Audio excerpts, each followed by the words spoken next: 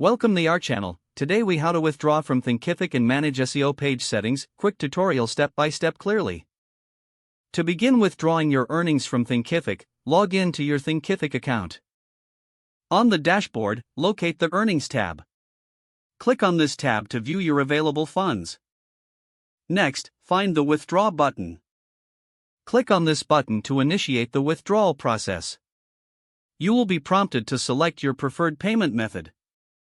Choose the method that works best for you, such as direct deposit or PayPal. Fill in the required information for the selected payment method.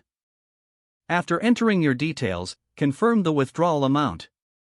Review the withdrawal summary for any discrepancies. Once everything looks correct, click on the Submit button. Wait for a confirmation message indicating that your withdrawal is in process. Now, let's move on to managing your SEO page settings. From the dashboard, navigate to the Site tab. Under the Site menu, click on Pages. Identify the page you want to optimize for SEO.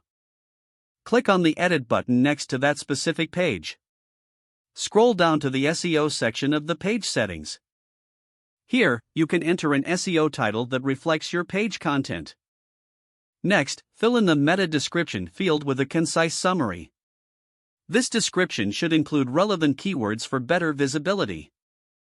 Consider adding an SEO-friendly URL if it's not automatically generated.